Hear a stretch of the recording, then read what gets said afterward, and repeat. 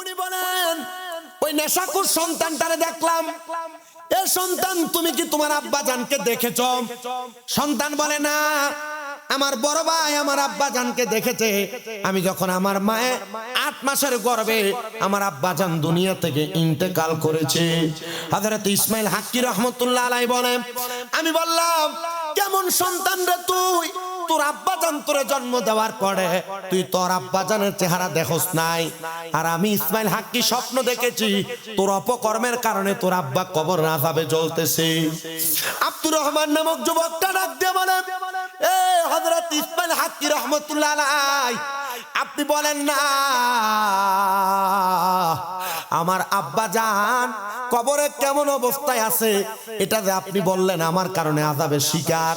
হুজুর কারণ কি? বলে তুমি যে নেশা করো, আল্লাহ তাআলা তুমি সন্তানের অপকর্মের কারণে তোমার আব্বার কবরে আযাব দিতেছে।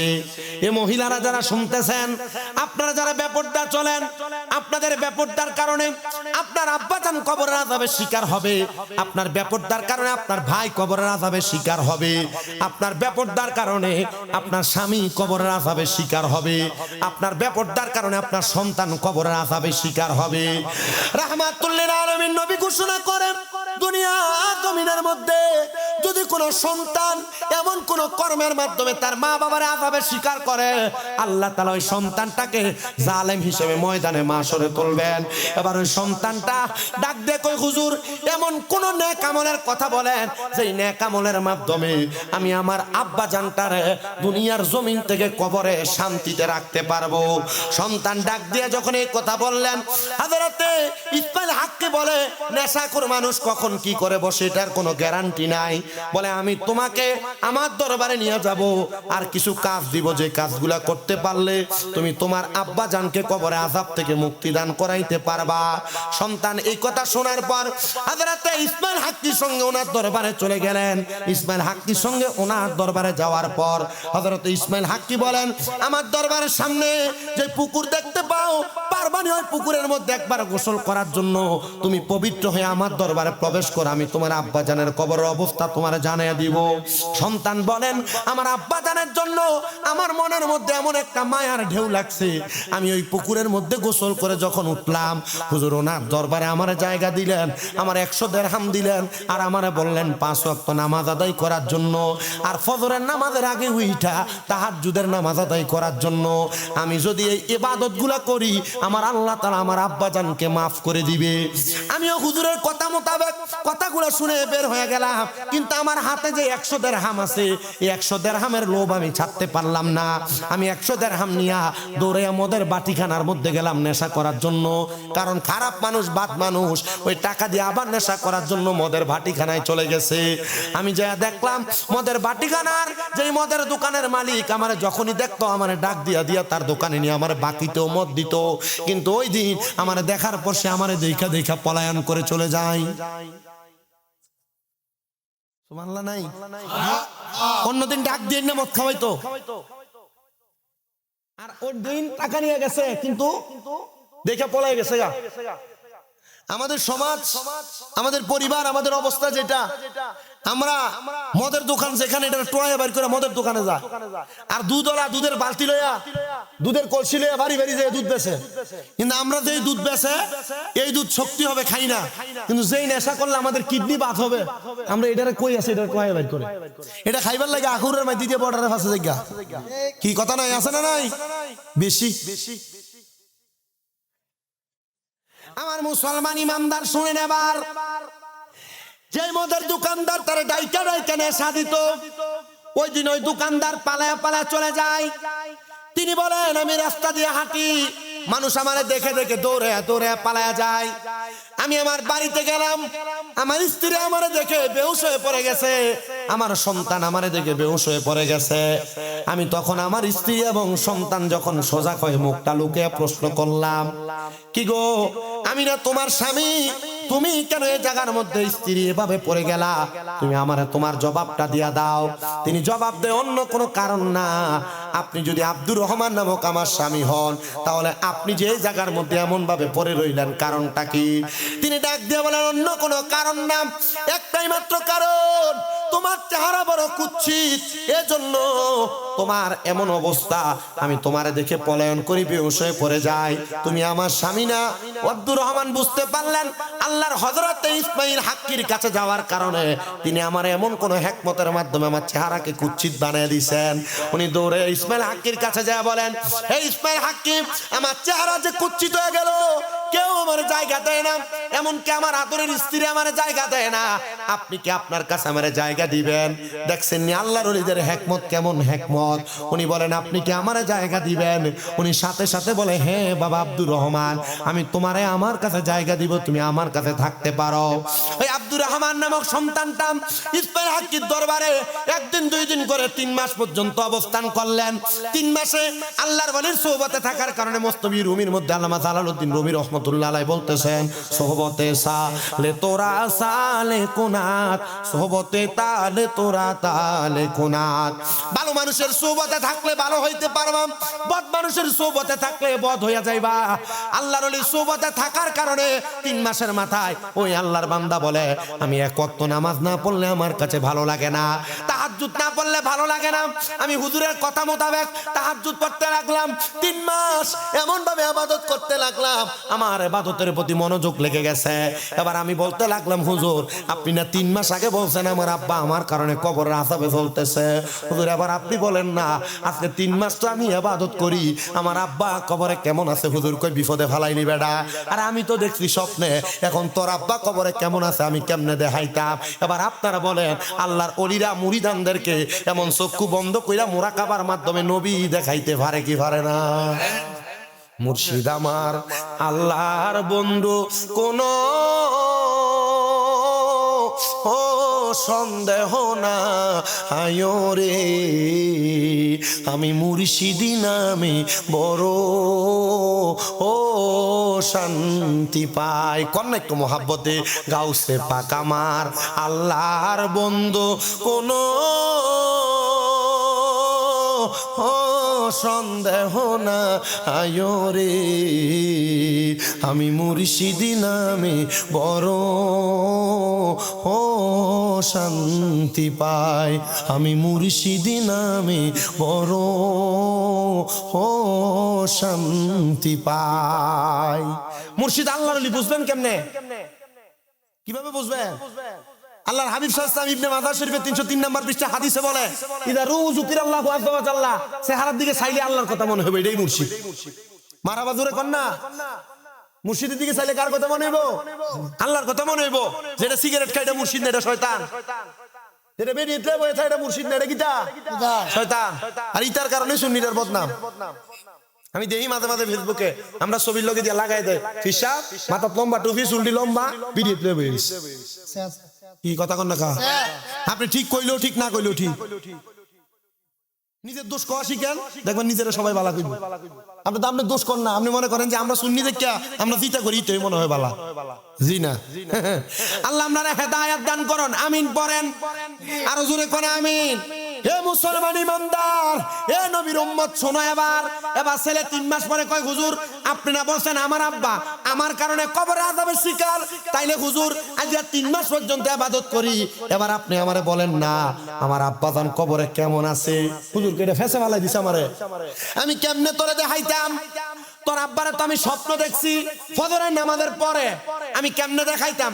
আল্লামা ইবনে সিরিন তার স্বপ্নের কিতাবের তাবিরের কিতাবে লিখতেছে, কোন সন্তান কোন এলাকার মানুষ যদি কোনো মানুষকে স্বপ্ন দেখে, তাহলে এই অবস্থাটা বড় ভালো। স্বপ্নে মানুষ এই জন্য দেখা দেয়, তারে দেখা দেয় সেই ব্যক্তি তার জন্য উপকারে আসবে। আপনি যদি আপনার মারে, বাবারে, দাদারে, দাদিরে, বংশের কোনো মানুষের স্বপ্ন দেখেন, মনে রাখবেন স্বপ্ন এমনে দেখায় না, তাদের দোয়ার প্রয়োজন, এই জন্য তারা স্বপ্ন দেখায়।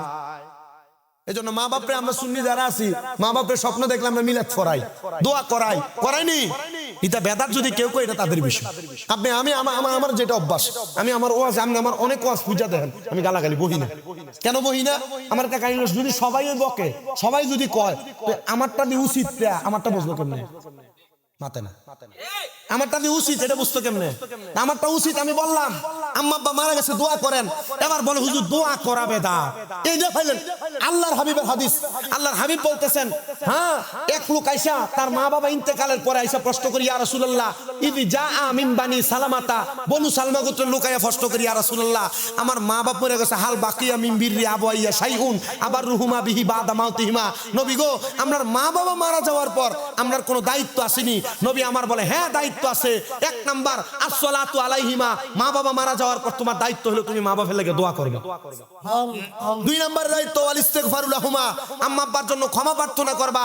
তিন নাম্বার দায়িত্ব ইনফাযু হাদিহিমা, আম্মা আব্বার ঋণ থাকলে পরিশোধ করবা, ওয়াদা থাকলে পূরণ করবা।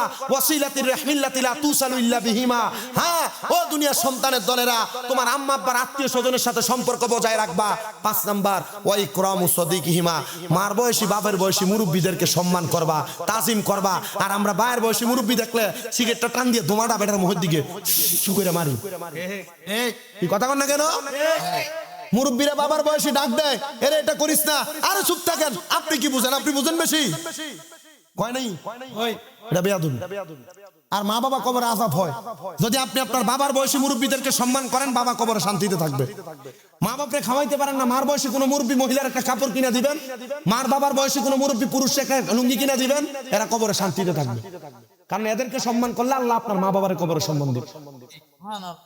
সুবহানাল্লাহ নাই তো জোরে নিজেও কয় না, আমারও কইতাম দেনা মোহাব্বতে কোন সুবহানাল্লাহ। এই জন্য আমি আমার সব মুসল্লিদেরকে বলতেছি আপনারা আর একটু ধৈর্য দিয়ে বয়ানটা শ্রবণ করেন। ছেলে কয় হুজুর আমার বাপ মা কবরে কেমন আছে, আবার আপনি আমারে দেখান। হুজুর কই দেখাইতাম কেমনে? তবে হ্যাঁ আমি তোর একটা আমলের কথা বলতে পারি যেটার মাধ্যমে তোমার আব্বা আম্মা কবরে কেমন আছে তুমি জানতে পারবা। হুজুর কোন আমল? বলে আমল হইল আমার আল্লাহ তাআলা ঘোষণা করেছে ওয়া মিনাল লাইলি ফাতাহাজ্জাদ বিহি নাফিলাতাল লাকা আসা আইয়াবআসাকা রাব্বুকা মাকামাম মাহমুদা। জবান খুলে জোরে জোরে কোন আল্লাহু আকবার। আল্লাহ কোরআনের আয়াত নাযিল করে দিলেন, আপনি রাতের কিছু অংশ তাহাজ্জুদের নামাজ আদায় করেন। যদি আপনি তাহাজ্জুদের নামাজ আদায় করেন, আল্লাহ তাআলা অতি সত্বর আপনার প্রশংসার জায়গা মাকামে মাহমুদ প্রদান করবে। আল্লাহর হাবিব সাল্লাল্লাহু আলাইহি ওয়াসাল্লামের উপর যখন এই আয়াত নাযিল হয়, আম্মা জান আয়েশা সিদ্দিকা রাদিয়াল্লাহু তাআলা আনহা হাদিস বর্ণনা করে তিনি বলেন, আমি দেখলাম আমার নবীজি ওই দিন সারা রাত লাগায় লাগায় 2 রাকাত নামাজ পড়ছে। আমার নবীজি সিজদা এত লম্বা, নবীজি সিজদার মধ্যে পড়ে কান্না করতে করতে আমি তাকায় দেখলাম আমার নবীর চোখ মুবারক গুলো লাল লাল হয়ে গেছে, আমার নবীজির চোখ মুবারক বায়া বায়া পানি পড়তেছে। আমি প্রশ্ন করলাম ইয়া রাসূলুল্লাহ, ইয়া হাবিবাল্লাহ, আপনি কেন এমন ভাবে কান্না করেন? নবী আমার ডাক দিয়া কয়, আয়েশা রে, আমার আল্লাহ বলছে আমি যদি তাহাজ্জুদের নামাজ পড়ি, আমি নবী যা চাই আমার আল্লাহ তাআলা মাকামে মাহমুদ আমি নবীরে দান করবে। আমি নবী আল্লাহর কাছে দোয়া করেছি, আল্লাহ আমার উম্মত গুনাহগার, আমার উম্মত 5 ওয়াক্ত নামাজের পাশাপাশি তাহাজ্জুদের নামাজ পড়বে, আপনি বলেন না আপনি আমার উম্মতের কি দান করবে? আম্মা জান আয়েশা বলি ইয়া রাসূলুল্লাহ, আপনার দোয়া আল্লাহ ফিরিয়ে দিবেন, আপনি মুস্তাজাবাতুদ দাওয়াত, আপনি কোন দোয়া করলে আল্লাহ সাথে সাথে দোয়া কবুল করবে। ইয়া রাসূলুল্লাহ, আপনি বলেন না আমার আল্লাহ তাআলা আপনি নবীরে কি উপহার দিয়েছে? নবী আমার কয়, আয়েশা আমার উম্মত তাহাজ্জুদের নামাজ পড়া যে মহিলার গর্ভে সন্তান নাই, যদি সন্তান চায় আমার আল্লাহ মহিলার সন্তান দান করবে। যার চাকরি নাই চাকরির ব্যবস্থা করে দিবে, বিদেশ যাওয়ার চেষ্টা করে ব্যবস্থা করে দিবে, অসুস্থতা দূর করে দিবে। এবার আপনারা বলেন যে তাহাজ্জুদের নামাজের কারণে আমার আল্লাহ এত নিয়ামত দান করবে, আমরা সে তাহাজ্জুদ নামাজ পড়ার দরকার আছে না নাই? হযরত ইসমাঈল হাক্কি রাহমাতুল্লাহ আলাইহি বলে, বাবা এ বাবা আমি তোমার আদেশ করতেছি তুমি তাহাজ্জুদের নামাজ পড়ো। মারহাবা কোন কি নামাজ? হুজুর 5 ওয়াক্তই তো পড়ি না, তাহাজ্জুদ কেমনে পড়বো? আল্লাহর কসম করে বলি সারা বাংলাদেশ সহ সারা বিশ্বে যত আল্লাহর ওলি দেখেন, এমন একজনও ওলি নাই যারা তাহাজ্জুদ পড়ে ওলি হইছে না। প্রত্যেক আল্লাহর ওলি জীবনে তাহাজ্জুদের নামাজ আছে।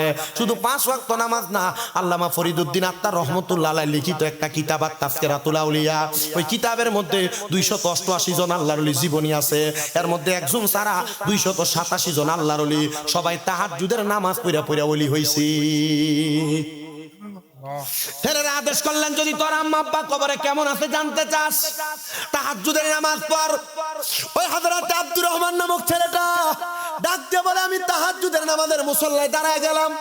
একটানা 3 দিন পর্যন্ত তাহাজ্জুদ নামাজ পড়ে পড়ে আল্লাহর দরবারে কান্না করতে লাগলাম।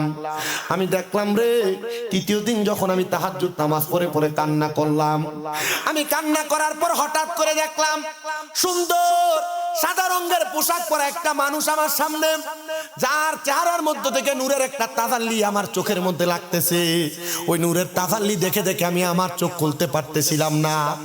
আমি প্রশ্ন করলাম, আনাংতা, আপনি কে গো? আমি তো আপনারা চিনি না, কারণ সে তো তার মায়ের গর্ভে ছিল 8 মাসের। সে বাবা যখন মারা যায়, সে প্রশ্ন করে কে আপনি? উনি ওনার মুখের কাপড়টা উঠাইয়া আমার কপালের মধ্যে একটা চুম্বন করলেন, আর আমারে জবাব দেয়, আমি হইলাম তোমার আব্বাজান।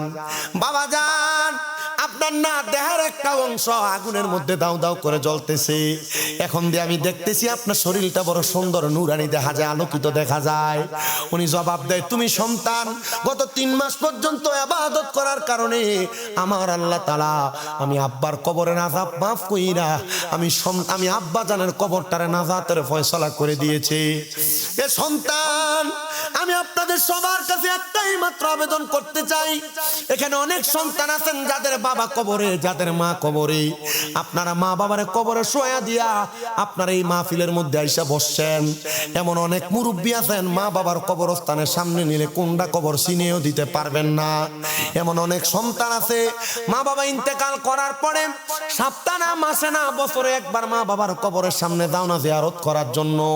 আমি তোমাদের কাছে আবদার জানাই, সন্তানের দল, কোন মা বাবা ইন্তেকাল করার পরে কোন সন্তান যদি তার মা বাবার কবরের সামনে প্রত্যেক বৃহস্পতিবার আসরের নামাজের পর থেকে শুক্রবার মাগরিবের নামাজের আগ পর্যন্ত তার মা বাবার কবরের সামনে যাইয়া হাত বাড়ায় রব্বির হামহুমা কামা রব্বায়ানি সগীরা বলে দোয়া করে, আর চোখের মনি কোঠার মধ্যে একটা মাছির মাথা পরিমাণ পানি ছেড়ে কান্না করে, ওই পানি মাটিতে পড়ার আগে আমার আল্লাহ তাআলা তার মা বাবার জীবনের গুনাহ মাফ করে দেয়। জানেননি আল্লাহর হাবিব বলেন, একটা মৃত ব্যক্তি কবরে থাকলে যদি তার হালে আওলাদ, তার সন্তানেরা ওই মৃত ব্যক্তির জন্য দোয়া করে, সমুদ্রের মধ্যে ডুবে যাচ্ছে এমন একটা ব্যক্তি হঠাৎ করে নৌকা নিয়ে যায় তারে উদ্ধার করলে সে যত খুশি হয়ে যায়, একটা মা বাবা ইন্তেকাল করার পরে তার সন্তান তার জন্য দোয়া করলে মা বাপ তেমন খুশি হয়ে যায়। আমি জানি না আজকের মাহফিলে কোন সন্তান এমন মা হারায়া বসছ, আমি জানি না আজকের মাহফিলে কোন সন্তান এমন আব্বা জানরে হারায়া বসছ।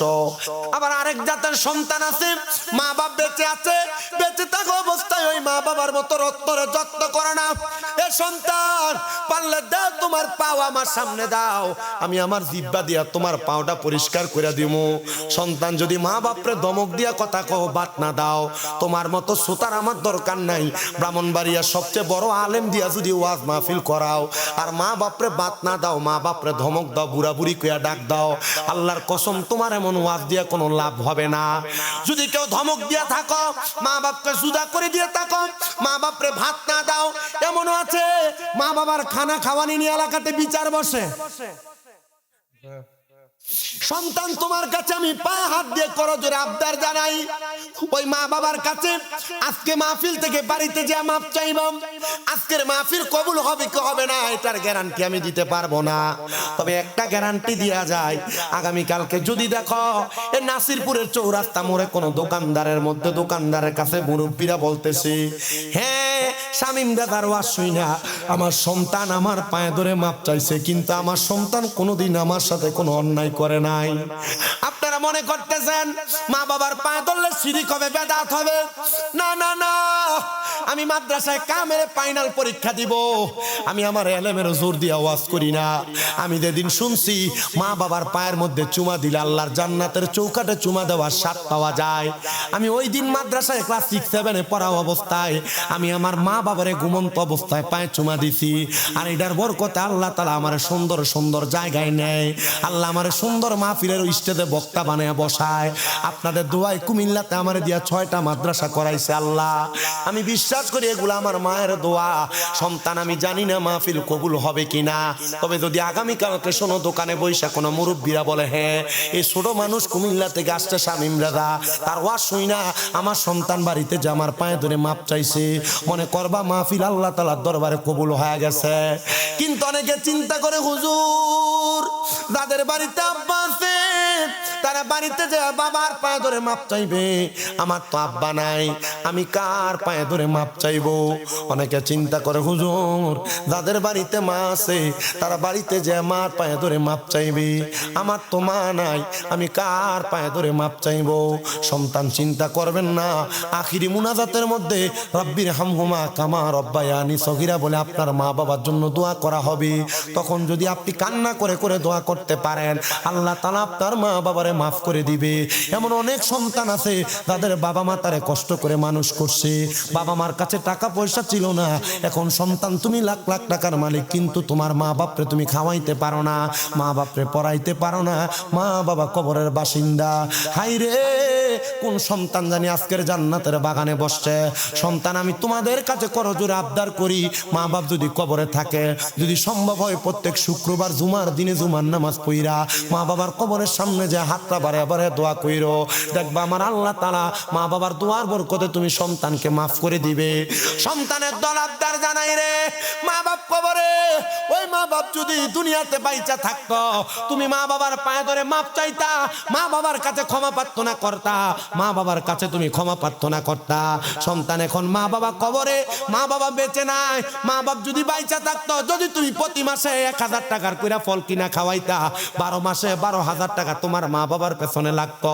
মা বাপ যদি বেঁচে থাকতো ওই মা বাপরে যদি তুমি খানা খাওয়াইতা তাহলে 12 মাসে যদি প্রতি মাসে 2000 করে হিসাব করো তাহলে 12 মাসে 24,000 টাকা তোমার মা বাবার পেছনে লাগতো। এখন মা কবরে, মনটা চাইলেও তোমার আম্মা জানকে ভালো কোনো খাবার তুমি খাওয়াইতে পারো না, বাবা কবরে বাবা জানকে চাইলেও কোনো খাবার তুমি খাওয়াইতে পারো না। সন্তান তোমাদের কাছে করজোরে আবদার জানায়, মা বাপ বেঁচে থাকলে তো মা বাপরে খাওয়াইতা। আমি এমন একটা সন্তান চাই বলে হুজুর আমার মা কবরে, আমার আম্মার জন্য আমি আগামী বছর মাহফিল হবে আমি 10,000 টাকা দান করে দিব। দান করতে পারেন আর না করেন, শুধু নিয়ত করবেন হুজুর আমি আগামী বছর আস্তে আস্তে আমার মা বাবার জন্য দোয়ার জন্য আমি 10,000 টাকা মাহফিলের মধ্যে দান করে দিই। যুদ্ধের ময়দানে ছিলাম, আমি আমার নবীজির দরবারে আগমন করলাম, অতবার আমি আমার বাড়িতে যাওয়ার পর যা দেখলাম আমার আম্মা জান দুনিয়া থেকে বিদায় নিছেন, আমি জানাজাও পাই নাই, দাফনও পাই নাই, আমার মা ইন্তেকাল করেছেন, আমার মা কবরে চলে গেছে। আমি দৌড়ে রহমতের নবীর দরবারে গেলাম, ইয়া রাসূলুল্লাহ আমি আমার মায়ের জানাজাও পাই নাই, দাফনও পাই নাই, নবী গো আমার মা যে মারা গেছে আমি আমার মায়ের জন্য কি করতে পারবো আপনি বলেন না। নবী আমার বলে ইয়া সাদ ইবনে উবাদা সাদাকা করম। হযরতে সাদ ইবনে উবাদা বলে ইয়া রাসূলুল্লাহ আপনি সাক্ষী থাকেন, আপনার সাক্ষী রেখা আমার মিখওয়াদা নামক একটা খেজুরের বাগান আছে, এই বাগানটা আমি আমার মায়ের জন্য আল্লাহর হস্তে সদকা করে দিলাম। আমার নবীও কয় সাদ ইবনে উবাদা তুমিও সাক্ষী থাকো, এই খেজুরের বাগান থেকে যত মানুষ খেজুর আহার করবে ওই খেজুর আহার করার কারণে যে সওয়াব হবে সবগুলা সওয়াব আমার আল্লাহ তাআলা তোমার আম্মার আমলনামাতে দিয়া দিবে। কোন সুবহানাল্লাহ। আম্মা জানা আয়েশা সিদ্দিকা রাদিয়াল্লাহু তাআলা আনহা, আপনার কি কষ্ট হবে?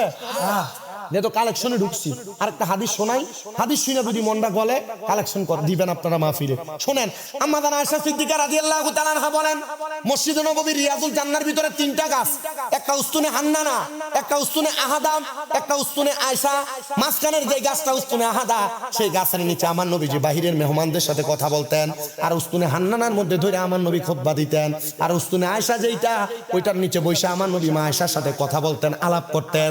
মা আয়েশা বলেন আমি আমার নবীর সাথে সেই জায়গায় বসাম, এমন টাইমে বনু কুরায়দা গোত্রের একজন মহিলা এসে আল্লাহর হাবিবরে বলি ইয়া রাসূলুল্লাহ আমার মা ইন্তেকাল করছে কিন্তু মারা যাওয়ার সময় আমার আম্মা জান কালেমা পড়ছে, কালেমা পড়ার সময় আমার মার জবানটা বোবা হয়ে গেছে, আমার মা কিছু বলতে পারে নাই, কিন্তু আমার মায়ের অনেক সম্পদ, আমার বিশ্বাস আমার মা যদি কথা বলতে পারতো আমার মা তার সম্পদ থেকে আল্লাহর রাস্তার মধ্যে দান করতো।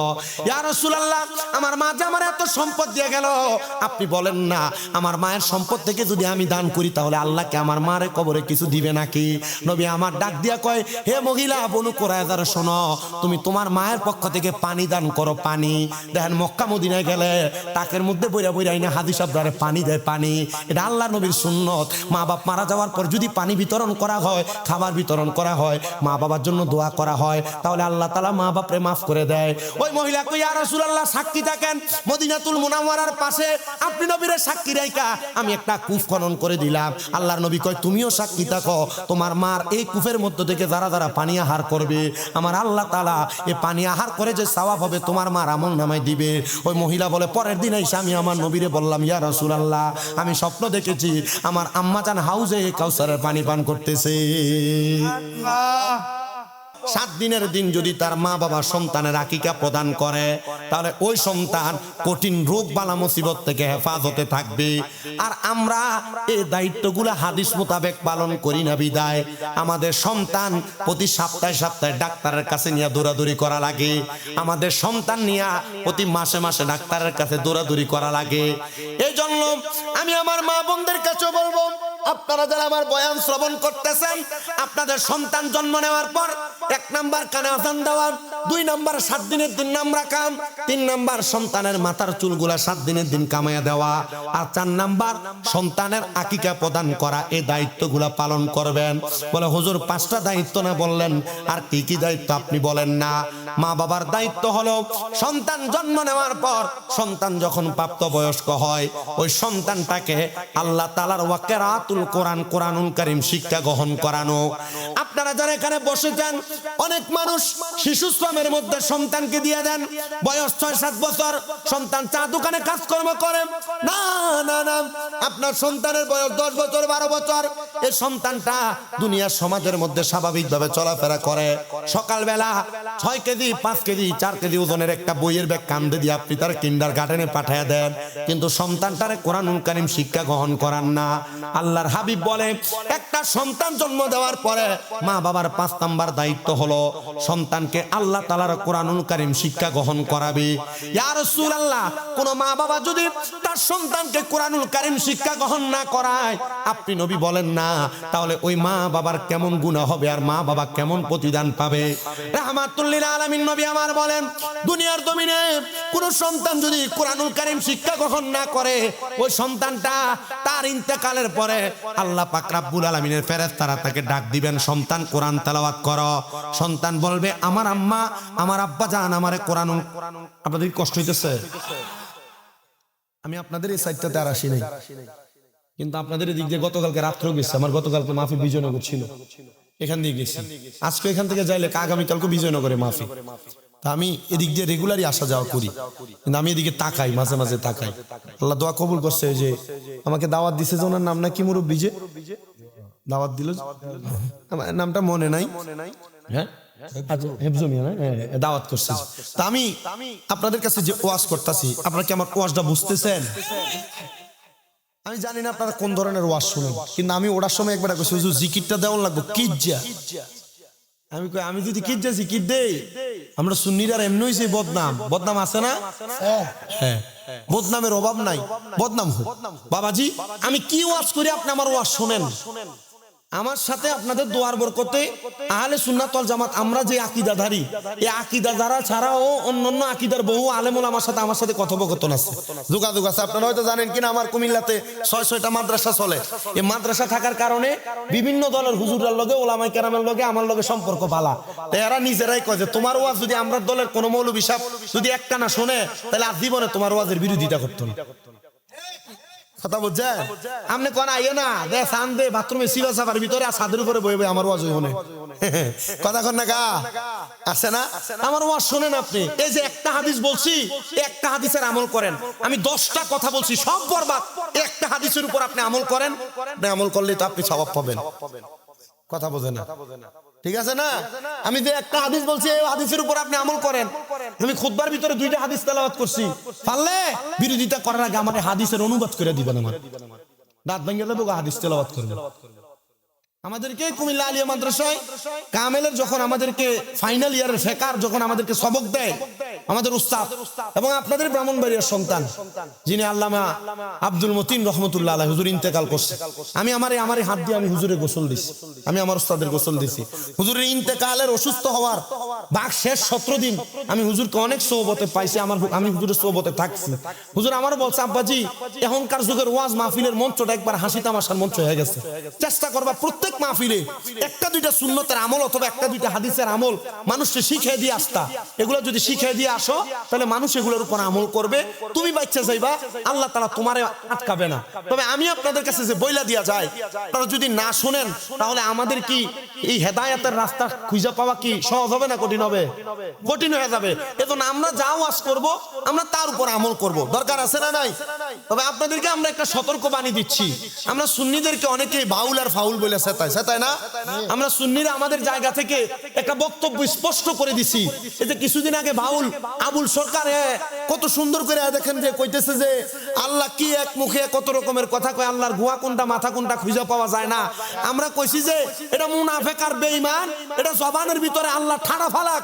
আর নচেত আমি বাংলাদেশের যিনি প্রধান উপদেষ্টা ডক্টর মোহাম্মদ ইউনূসের কাছে একটা আবদার জানাইছি বারবার, আপনি যেহেতু প্রশাসনের মাধ্যমে আবুল সরকার অ্যারেস্ট করাইছেন, কইছে কুল আউযু বিরাব্বিন নাস মালিকিন নাস ইলাহিন নাস মিন শাররিল ওয়াসওয়াসিল খান্নাস আল্লাযী ইউওয়াসউইসু ফি সুদুরিন নাস মিনাল জিন্নাতি ওয়ান নাস। আল্লাহ বলে সূরা নাসের সব জায়গায় নাসার কথা কইছে। আমি বলছিলাম এমন একটা বাউল নামের ফাউল রে তোরে জিব্বা কাইটা দেন, তাহলে আর কোনো বাউল কখনো কোরআনুল কারীমের আয়াত নিয়ে বাজে মন্তব্য করবে না।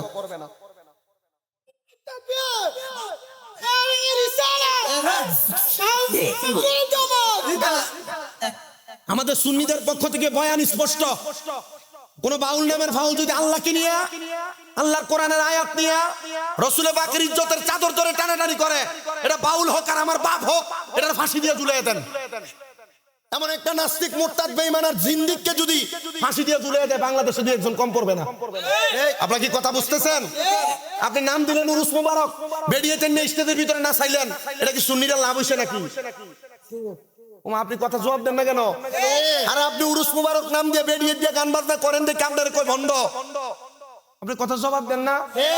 না, আপনি ঠিক করবেন কেমনে? কারণ এই বেরিয়েছেন না না চাই আর গান কয়, আপনি আগের কথার মুসল্লি থাকেন। কথা কন না কেন? আপনার কাছে এটা ঠিক লাগতেছে না?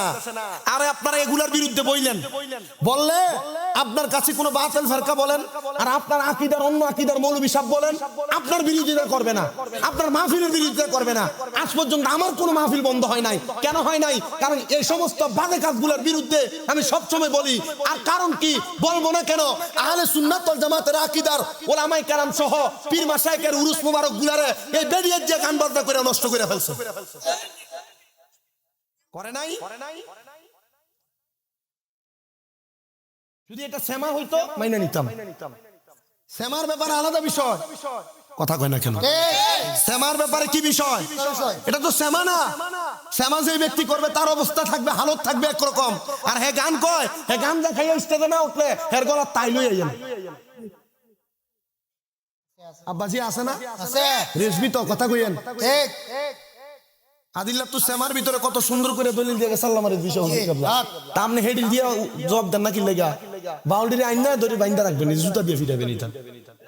এ বাউল শব্দের একটা অর্থ কি জানেন? ফসরাপ। ফসরাপ তো এমনি নাফাক, কথা বলে না, হ্যাঁ নামের কারণে তো হ্যাঁ নাফাক। আপনারা কিন্তু এর ভিতরে যান, মাশাআল্লাহ মাহফিলে এত মানুষ হয় না, বাউল গানে যত মানুষ হয়। কথা বলেন না কেন? আল্লাহর কসম, এমন গান বাজনা মহিলা দিয়ে যারা করে এরা জিন্দেক, এরা মুরতাদ, এরা মুনাফিক, এদের সাথে মুসলমানের কোনো সম্পর্ক নাই। আমার ওয়াজ কি বুঝতেছেন আপনারা? তাহলে আবুল সরকার না, বাংলাদেশের প্রশাসন সহ গোয়েন্দা সংস্থা যারা আছে তাদের কাছে আমাদের আবদার, আহলে সুন্নাত ওয়াল জামাতের ঐক্য জোটের সব কমিটির পক্ষ থেকে আপনারা বাউল নামের ফাউলদেরকে তাড়াতাড়ি যাচাই করেন। যারা এরা কি আল্লাহর ওলির মাজারে দেয় ওলিরা সান্দেলি, এরা কি মুসলমান হয়ে গেছে নাকি? না, এরা তো আল্লাহর হাবিবের রাসূল পাক সাল্লাল্লাহু আলাইহি সাল্লামের শরীয়ত মানে না। আপনি বুঝতেন? আল্লাহর হাবিবের শরীয়ত যারা মানে না, এ যদি সারাক্ষণ শরীয়ত তরিকত হাকিকত মারিফত নিয়ে চিল্লায়, আপনি কি এটা মানবেন নাকি? এ ফরনের লুঙ্গি খুলে যদি মাথায় ফাঁকরি বাঁধে, এটা কি বড় হিসাব হয়ে যাবে? এত ফরন নিচে দিয়ে ফরজে তরক হয়ে গেছে, মাথা চুন্নত পানছে। আপনি কথা বুঝেন না মনে হয়, আপনার কষ্ট লাগতেছে? আপনি কথা বুঝেন, আমার উত্তর দেন। আমার এই কথাগুলোর উত্তর আগামীকালকে আপনি আমার আকীদার বাহিরের কেউ জিজ্ঞেস করেন যে শামীম রাজা বইলা গেছে যে ফরজ তরক করে মাথায় ফাগরি সুন্নত বানছে, আমি সুন্নি হয়ে গেলাম, সুন্নি হয়ে গেলাম। জি না, এরা যদি বাউল গানের আসরের ভিতর আইয়া আল্লাহর ওলিয়া নবীর শান গায়, আল্লাহর শান গায়, আবার লাস্টে দিয়া আগে দিয়া মাপছে পরে দিয়া জিন্দেক হয়, মুরতাদ হয়, মুনাফিক হয়, এমন বাক্য ব্যবহার করে, আপনি সাপোর্ট করবেন না, আমরাও সাপোর্ট করব না। আর যারা করবে এদের সাথে আহলে সুন্নাত ওয়াল জামাতের কোনো সম্পর্ক থাকবে না। আপনি এমন হক কথাগুলো বলেন, আপনার সাথে কারো কোনো দ্বন্দ্ব থাকবে না, বিরোধিতা থাকবে না। আপনি কি কথা বুঝতেছেন? আমার হাদিস শরীফ, সন্তান কি জন্ম দিয়ে ছাইরা দিবেন না দায়িত্ব আছে? কয়টা? কয়টা? এক নাম্বার আজান দেওয়া, 2 নাম্বার 7 দিনের দিন নাম রাখা, 3 নাম্বার মাথার চুল কামাইয়া দেওয়া, 4 নাম্বার যদি সামর্থ্যবান হয় ছেলের পক্ষ থেকে 2টা ছাগল, মেয়ের পক্ষ থেকে 1টা ছাগল আকিকা দেওয়া, 5 নাম্বার সন্তানের মা বাবা তার কোরআন শিক্ষা দেওয়া।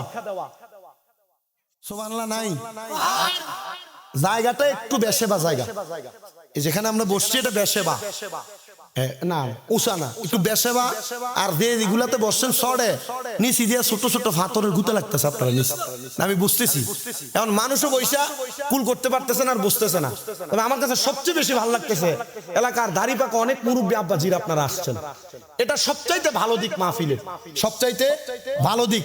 যদিও আপনারা ওয়াজ মনোযোগ দিয়ে শুনতে পারেন আর না পারেন, আপনারা আসলে আমাদের 3টা লাভ। কয়টা লাভ? 3টা লাভ। 1 নাম্বার, মুরব্বীরা বটগাছের মতো, আল্লাহর হাবিব বলছেন বটগাছ যেমন ভাবে মইরা গেল মানুষের ছায়া দান করে, মুরব্বী দাড়ি পাকা যারা এরা আমাদেরকে দোয়া করে। 2 নাম্বার লাভ, দাড়ি পাকা মুরব্বী সহ যিনারা প্রাপ্ত বয়স্ক প্রবীণ, ওনারা আসার কারণে আল্লাহর রহমতের ছায়া থাকে এই জায়গার ভিতরে।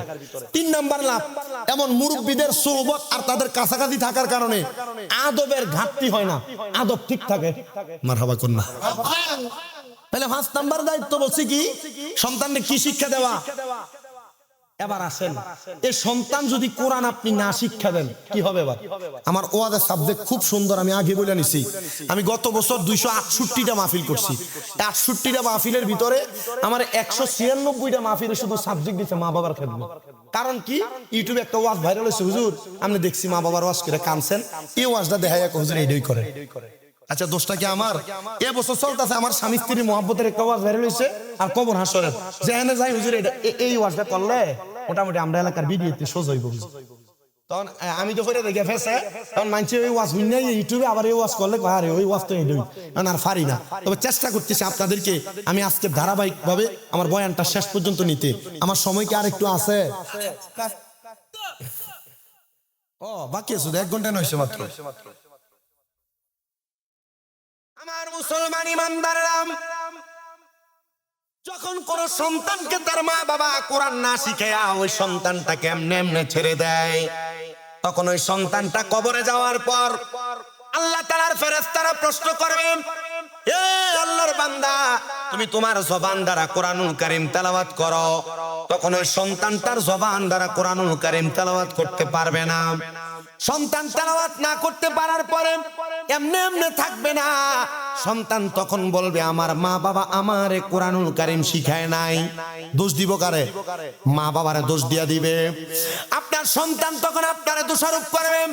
আল্লাহর হাবিব সাল্লাল্লাহু আলাইহি ওয়াসাল্লাম নবী আমার ঘোষণা করতেছেন উম্মতের দরেরা, তখন ওই ফুলসেরাতের কিনারার মধ্যে ওই সন্তানের মা বাপকে ডাকা হবে, আহ্বান করা হবে, এ কোরআন তেলাওয়াত শিক্ষা গ্রহণ না করানো সন্তানের মা বাবা, তোমরা এবার তোমাদের সন্তানের সামনে চলে আসো।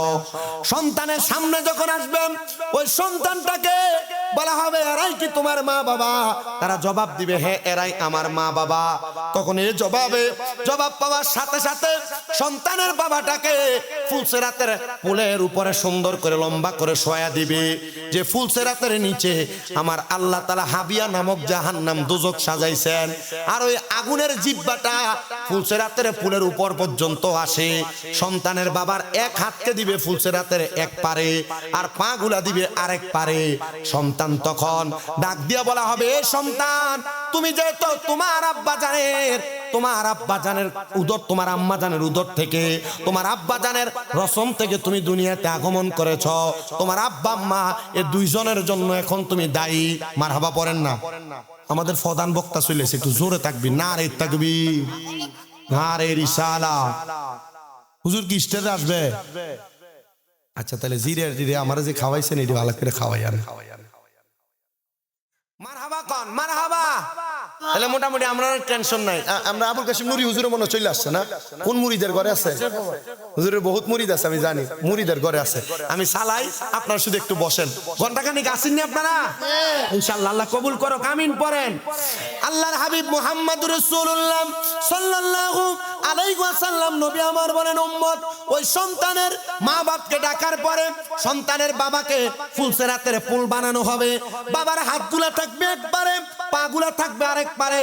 যেই সন্তান আপনার গায়ের সাথে একবার পাও লাগলে আপনারা দুইবার তিনবার সালাম করে, রহমতের নবী বলেন তখন ওই সন্তানকে বলা হবে তুমি তোমার আব্বা জানের বুকের মধ্যে পাড়া দিয়া ফুলসেরাতটা পার হও। চিন্তা করে দেখেন কাল ময়দানে মাশরে আপনার সন্তান আপনার বুকের মধ্যে পাড়া দিয়া ফুলসেরাত পার হইতে চাইবে। ইয়া রাসূলুল্লাহ, ইয়া হাবিবাল্লাহ, নবী আপনার কাছে জানতে চায় তখন কি ওই মা বাবার কোনো কিছু করার থাকবে না? নবী আমার বলে না না না, সন্তান যদি প্রাপ্তবয়স্ক হওয়ার পরে নিজ দায়িত্বে কোরআনুল কারীম না শিক্ষা গ্রহণ করে, সন্তান তার আব্বাজানের বুকে পাড়া দেওয়ার সাথে সাথে ওই সন্তান এবং তার আব্বাজান তারা দুইজন একসাথে জাহান্নামের হাবিয়ার মধ্যে অতল গহ্বরে পড়ে যাবে।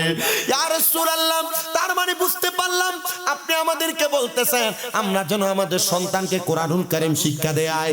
আল্লাহর হাবিব বলে এই পাঁচটা দায়িত্ব যদি কোনো মা বাবা তার সন্তানের উপর লালন পালন করে দায়িত্বগুলো পালন করে, তাহলে ওই সন্তান কোনোদিন তার মা বাবার দায়িত্ব অবহেলা করবে না। আল্লাহর হাবিব বলেন দুনিয়ার জমিনে কোনো সন্তান প্রাপ্তবয়স্ক হওয়ার পরে ওই সন্তানের উপর মা বাবার উপর যে দায়িত্বগুলো পতিত হয়, এর মধ্যে সন্তানের মা বাবা বৃদ্ধ হওয়ার পর সন্তান তার মা বাবার ভরণ পোষণের দায়িত্ব নিবে, চিকিৎসার দায়িত্ব নিবে, মা বাবার সাথে সুন্দর আচরণ করে খেদমতের ব্যবস্থা করবে এবং মা বাবাকে দুনিয়াতে এমন ভাবে পরিচালনা করবে যেমন ভাবে বাগানের একটা ফুলকে পরিচর্যা করা হয়। ইয়া রাসূলুল্লাহ, বুঝতে পারলাম। তাহলে আপনি নবী বলেন না এমন পরিচর্যার কারণে আমার আল্লাহ তাআলা বান্দাটারে কেমন নিয়ামত প্রদান করে দেয়। নবী আমার বলেন উম্মত আমার, দুনিয়ার জমিনে কোন সন্তান যদি তার পিতা মাতার এমন পরিচর্যা করে, আমার আল্লাহ তাআলা ওই সন্তানটারে এমন নিয়ামত দান করে যে নিয়ামতের কারণে সন্তান বড় ধনী হয়ে যায়, আল্লাহর দরবারে বড় প্রশংসিত বান্দা হয়ে যায়। বলে হুজুর কিভাবে বুঝবো? আল্লাহ তাআলার একজন খাস বন্ধু হযরতে ইসমাইল হাক্কি রহমাতুল্লাহ আলাইহি উনি বলেন আমার একটা কাজ ছিল, আমার কাজ হলো প্রত্যেকদিন ফজরের নামাজের পরবর্তী সময় আমি ইসমাইল হাক্কি আমার মসজিদের মধ্যে বসে বসে আল্লাহ তাআলার দরবারে তাসবিহ জপন করতাম। তো একদিন সারা রাত ইবাদত করার কারণে ফজরের নামাজের পরে আমি তাসবিহ আদায় না করে আমার নামাজের মুসল্লার মধ্যে মাথা ফালে আমি ঘুমায় গেলাম। এমন টাইমে আমি তাকে দেখলাম নামাজের মুসল্লার ভিতরে আমি যখন ঘুমিয়ে গেলাম আমি দেখতে পাইলাম এমন একজন ব্যক্তি আমার চোখের সামনে স্বপ্নে চলে আসছে, যেই ব্যক্তির নাভি থেকে পায়ের তালু পর্যন্ত আগুন ধাউ ধাউ করে জ্বলতেছে। আর একজন ব্যক্তিকে দেখলাম যার নাভি থেকে মাথার তালু পর্যন্ত তার শরীরটা বড় সুন্দর দেখা যায়। আমি অবাক হয়ে গেলাম, হতবিলম্বিত হয়ে গেলাম। আমি প্রশ্ন করলাম এমন অবস্থা কেন? কি কারণে আপনার এমন অবস্থা? তিনি আমার জবাব দেয় অন্য কোনো কারণ না, এটার কারণ হলো আমার দুইটা সন্তান, যে দুইটা সন্তান আমি আব্বা জানকে কবরের মধ্যে আযাবের শিকার করাইতেছে। আপনাদের যাদের মা কবরে, আপনাদের যাদের বাবা কবরে, আপনারা মনে করতেছেন মা বাবা কবরে চলে গেছে, আমি দুনিয়াতে রং তামাশার ফুর্তি করে করে সময় কাটাইলে মনে হয় আমার সময় কাটবে। না না না, সন্তানের এমন কোন অপকর্ম করবে না যে অপকর্মের কারণে তার মা বাবা কবরে আযাবের শিকার হবে। আপনি সন্তান হইয়া দুনিয়াতে যদি কোনো অপকর্ম করেন, ওই অপকর্মের কারণে আপনার মা বাবা কবরে আযাবের শিকার হবে। আল্লাহর হাবিব সাল্লাল্লাহু আলাইহি সাল্লাম ঘোষণা করতেছে দুনিয়ার জমিনে সন্তানের এমন কোন নেক আমলের কারণে আল্লাহ তাআলা তার ভাত প্রদান করে। ইয়া রাসূলুল্লাহ, তাহলে বুঝতে পারলাম আমরা সন্তানরা ভালো কাজ করলে মা বাবা কবরে ভালো থাকবে, আমরা সন্তানরা দুনিয়াতে ভালো কাজ করলে মা বাবা কবরে ভালো থাকবে, আমরা সন্তানরা দুনিয়াতে খারাপ কাজ করলে মা বাবা কবরে খারাপ থাকবে। ইসমাইল হাক্কি রহমাতুল্লাহ আলাইহি বলেন, আমি স্বপ্ন দেখলাম একজন ব্যক্তির নাভি থেকে পায়ের তালু পর্যন্ত আগুন দাউ দাউ করে জ্বলতেছে, আর নাভি থেকে মাথা পর্যন্ত বড় সুন্দর ভালো দেখা যায়। আমি অবাক দৃষ্টিতে তাকায়া ওনারে প্রশ্ন করলাম, এ আল্লাহর বান্দা, আপনার কেন এমন অবস্থা, আপনি একবার আমার জবাব দেন না। আল্লাহর বান্দা বলে, অন্য কোনো কারণ না, অন্য কোনো কারণ না, একটাই মাত্র কারণ, আমি দুনিয়াতে সন্তান রেখে আসছি, দুইজন সন্তান, তারা একজনের মধ্যে, এই দুইজনের মধ্যে একজন হয়ে গেছে আল্লাহ তাআলার কোরআনুল কারীমের হাফেজ, আরেকজন হয়ে গেছে দুনিয়ার জমিনের সবচাইতে নিকৃষ্ট নেশাখোর। ওই সন্তানটার কারণে আমার আল্লাহ তাআলা আমার কবরের মধ্যে আযাব দিতেছে। ইসমাইল হাক্কি রাহমাতুল্লাহ আলাইহি বলেন, আমি বড় অবাক হয়ে গেলাম। হায়রে, যে লোকের একটা সন্তান কোরআনে হাফেজ, ওই লোকটা কবরে আযাবের মধ্যে জ্বলতেছে। যে লোকের একটা সন্তান কোরআনে হাফেজ হওয়ার পর আরেকটা সন্তান নেশাখোর হওয়ার কারণে ওই লোকটা কবরের মধ্যে আযাবের শিকার হইতেছে। অর্ধেক শরীর আযাব প্রাপ্ত আর অর্ধেক শরীর ভালো। আমি তালাশ করতে করতে আমি রওনা করে চলে গেলাম। আমি তালাশ করতে লাগলাম, কে আছো? বাবা হারা সন্তান, যার আব্বাজান কবরে, তুমি এক ভাই আল্লাহ তাআলার কোরআনুল কারীম মুখস্থ করেছো, তোমার আরেকটা ভাই নেশার মধ্যে পড়ে আছে, তুমি কি আমার একটু সন্ধান দিতে পারবা? হযরত ইসমাইল হাক্কি রহমাতুল্লাহ আলাইহি বলেন, আমি 3 দিন পর্যন্ত তালাশ করার পরে খুঁজে পাইলাম। দুইজন ভাইকে দেখলাম, যে দুইজন ভাইয়ের মধ্যে একজনের নাম হলো হযরত আব্দুল্লাহ, আরেকজনের নাম হলো আব্দুর রহমান। আল্লাহ তাআলার পেয়ারা হাবিব বলে, আমি নবীর কাছে দুইটা নাম বড় পছন্দের নাম, একটা আব্দুল্লাহ আর একটা আব্দুর রহমান। ওই সুন্দর পছন্দের নামগুলা সেই বাবা তার সন্তানকে রাখছেন। এবার যে তালাশ করে দেখেন, আব্দুল্লাহ নামক সন্তানটা আল্লাহ তাআলার কোরআনুল কারীম মুখস্থ করে ফেলছেন। আর যে সন্তানের নাম আব্দুর রহমান, আব্দুর রহমান নামের সন্তানটা সে নেশাগ্রস্ত হইয়া বাড়ি ঘরের আশেপাশে ঘোরাফেরা করে। তালাশ করতেছে, এ কোরআনে হাফেজ সন্তান, তোমার ওই ভাই কোথায়? যেই ভাইটা নেশাগ্রস্ত, নেশা করতে করতে দুনিয়াতে চলাফেরা করে। বলে, আমার ভাই কখন কোথায় থাকে আমরা কেউ তার সন্ধান দিতে পারবো না, তবে একটা সন্ধান আমি আপনাদের কাছে দিতে পারবো। আমার ভাইজানটা যে জায়গার মধ্যে আমার এলাকার বাটিখানা, সে জায়গার মধ্যে নেশাগ্রস্ত হয়ে হয়ে পুরা থাকে। হযরত ইসমাইল হাক্কি রাহমাতুল্লাহ আলাইহি বলেন, আমি তালাশ করতে করতে মদের বাটিখানার মধ্যে গেলাম, যা দেখলাম বড় সুন্দর চেহারা, নুরানি চেহারাওয়ালা একটা সন্তান সে জায়গার মধ্যে পড়ে আছে। আমি তারে ডাক দিলাম, এ আল্লাহর বান্দা, তুই কি আসছ রে এই জায়গার মধ্যে এখনো পর্যন্ত? নেশার ঘোর কাটা। সে আমার জবাব দেয়, কে গো আপনি? হুজুর, আপনি আমার নেশার ঘোর কাটা অবস্থায় পাইতে চান? যে নেশা না করলে আমার ভালোই লাগে না। আমরা সমাজে এমন অনেক নেশাখোর আছে, নেশা না করলে তার পেটের ভাত হজম হয় না। আর এই নেশাখোর গুলার কারণে এলাকার কলগুলা ঠিক মতো থাকে না, চুরি করে করে লইয়া জায়গা। কারেন্টের তারটি কাটতে কাটতে লইয়া যায় এমন নেশা করে না। আপনারা বলেন, এমন গাঞ্জা কুরিয়া বা ট্যাবলেট কুর আছে না নাই? যে নেশাখোর গুলার কারণে সমাজের মধ্যে বিশৃঙ্খলা হয়, মারামারি হয়, হয় কি হয় না? আল্লাহর হাবিব বলেন, 3 সময় 3 ব্যক্তির ইমাম থাকে না। এর মধ্যে 1 নাম্বার হলো কোন নেশাখোর যখন নেশা করে তখন তার ইমাম থাকে না। এ ভাই, তোমরা যারা গাঞ্জা ইয়াবা মদ পান করো, তোমরা যারা নেশা করো, রাসূল বলেছেন নেশা করার সময় নেশাখোরের ইমাম থাকে না। তার মানে বোঝা যায় যারা নেশা করে এরা ইমানদার না, এরা বেঈমান। বুঝতেছেন আপনারা? কারেন্টের তার চুরি হয় না, মোটরটি চুরি হয় না, ঘন ঘন করে।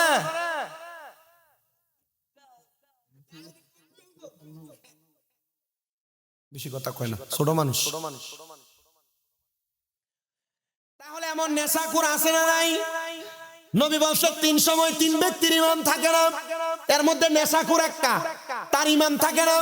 2 নাম্বার, কোন চোর যখন চুরি করে তখন তার ঈমান থাকে না। এ বাবা, যেহেতু ব্রাহ্মণবাড়িয়া সদরের মাহফিল অনেক ব্যবসায়ীরা আমার বয়ান শ্রবণ করতেছেন, আপনারা একটু মনোযোগ দিয়ে শুনবেন।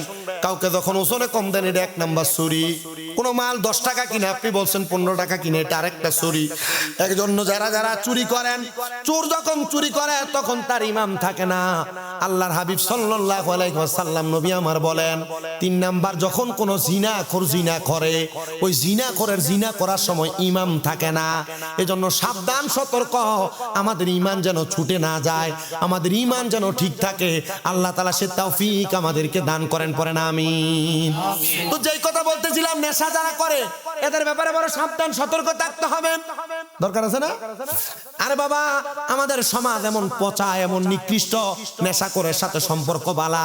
দেখবেন একটা নেশাখোরে মানলে 2-4টা হুন্ডা লইয়া আইয়ে তার পক্ষ হইয়া কথা কইবার লাগিয়া, তে যেমন নেশাখোর তেডি তার পক্ষ হইয়া আইছে, এগুলো সবগুলা নেশাখোর। আছে না?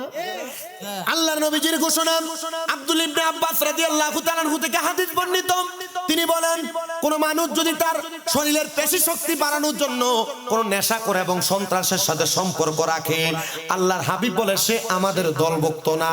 তার মানে কোন মানুষ যদি সন্ত্রাসীর সাথে সম্পর্ক রাখে, কোন মানুষ যদি নেশাখোরের সাথে সম্পর্ক রাখে, নবী যদি বলে সে আমাদের দলভুক্ত না, তার মানে সে মুসলমানও না। এজন্য কোন নেশাখোর এবং সন্ত্রাসের সাথে সম্পর্ক রাখা যাবে। ওয়াজ যদি বুঝেন এখানেই রাখি, আর যদি কোন যে না বুঝছি না, তাহলে যদি সারা রাত পর্যন্ত কোরআন হাদিসের ওয়াজ চলে, কোনো কাজ হবে না। আর যদি বলেন হুজুর আমি ওয়াজ বুঝছি, এই জায়গায় শেষ। আমি আপনাদেরকে একটু মনোযোগ দিয়ে শোনার জন্য আহ্বান করছি। বাবা,